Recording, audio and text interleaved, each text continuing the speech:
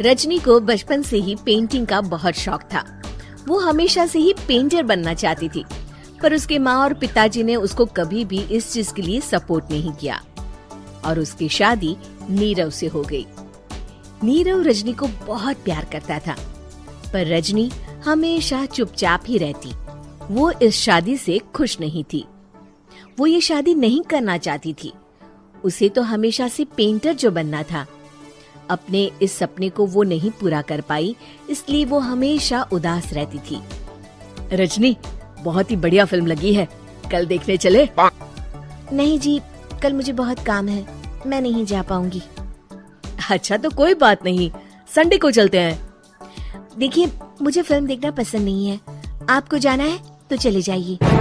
नीरव को मना करके रजनी वहाँ से चली जाती है और अपने बैग को खोलकर उसमें बंद पड़े ब्रश और कलर्स को देखकर रोने लगती है।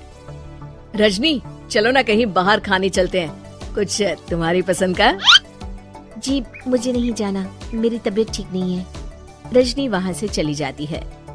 नीरव को समझ नहीं आता कि रजनी उससे इतना दूर क्यों रहती है। वो जब भी उसके साथ वक्त बिताना चाहता है, रजनी कोई ना कोई बहाना बना देती है। एक दिन घर पर कोई नहीं था। रजनी घर का सारा काम जल्दी से खत्म कर लेती है। घर पर अकेले होने के कारण वो सोचती है कि वो आज पेंटिंग करेगी। वो अपने कमरे में जाकर पेंट ब्रशेस और कलर्स निकालकर जैसे ही कलर मिक्स कर रही होती है कि दरवाजे पर बेल बज जाती है। अब कौन आ गया इस वक्त? इतनी मुश्किल से तो मुझे पेंट करने का मौका मिला है। रजनी दरवाजा खोलती है तो उसकी सास अपनी सहेलियों के साथ खड़ी होती है और सब घर के अंदर आ जाते हैं।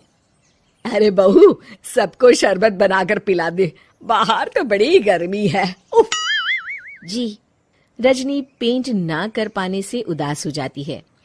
उसे गुस्सा भी आ रहा होता है कि उसने इस शादी के लिए हाँ क्यों कह दी। वो रसोई में जा रही होती है कि उसकी सास उसे रोकती है।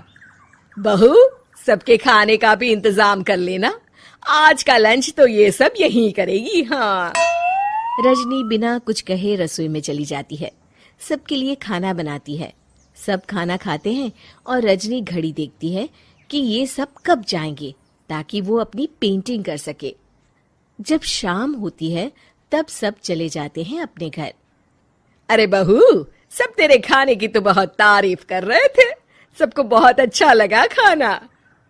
आपको मुझे सुबह बताना चाहिए था ना कि आपकी सहेलियां आ रही है। पता भी है कितना वक्त लगा सारा खाना बनाने में। अरे बहू, तू ऐसे कैसे बात कर रही है मुझसे? तो और कैसे बात करूं? मैं इस घर की कोई नौकरानी नहीं हूं कि इतना काम करूंगी। रजनी अपने कमरे में जाकर दरवाजा बंद कर लेती है।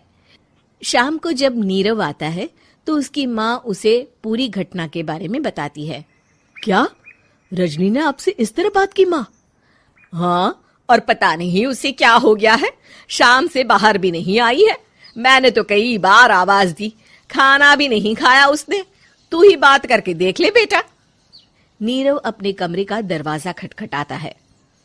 रजनी, दरवाजा खोलो, मैं हूं। रजनी दरवाजा खोलती है और फिर वापस जाकर अपने बिस्तर पर लेट जाती है। रजनी, माँ से बात करने का ये क्या तरीका है? मैंने कोई गलत बात नहीं की है। अरे तुम क्यों ऐसे बर्ताव कर रही हो सबके साथ? क्या तुम इस शादी से खुश नहीं हो? रजनी कुछ नहीं बोलती।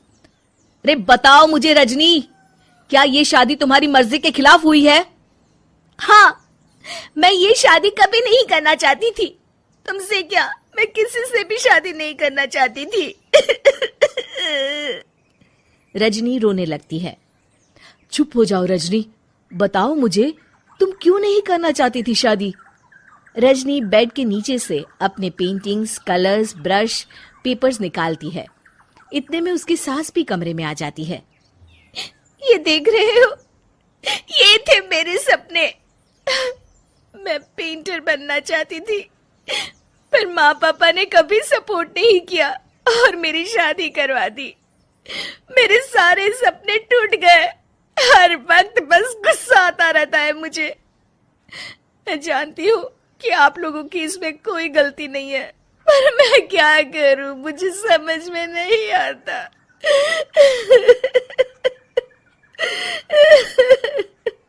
रजनी फूट फूट कर रोने लगती है।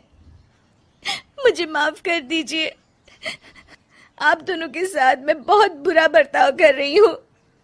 अरे रजनी बेटा, चुप हो जाओ तुम। नीरव पानी लेकर आता है। ये लो पानी पियो और शांत हो जाओ। रजनी पानी पीती है और उसकी सास पेंटिंग्स देख रही होती है। अरे नीरव, हमें तो पता ही नहीं था कि हमारी बहू कलाकार है। अरे कितनी अच्छी पेंटिंग्स बनाई है, देखो तो। ये वाली तो मैं अपने कमरे में ले जाऊंगी। आपको ये पेंटिंग्स अच्छी लगी? अच्छी नहीं, बहुत अच्छी लगी। और तुमने हमें बताया क्यों नहीं? तुम जब चाहे पेंटिंग कर सकती हो रजनी। हम तुम्हारे सपनों को पूरा करने में तुम्हारा पूरा साथ देंगे। हाँ बेटा, हम कला की कद्र करते हैं। हम कलाकार तो नहीं, पर मुझे गर्व है कि मेरी बहू एक कलाकार है। रजनी, नीरव और सास तीनों हंस पड़ते हैं।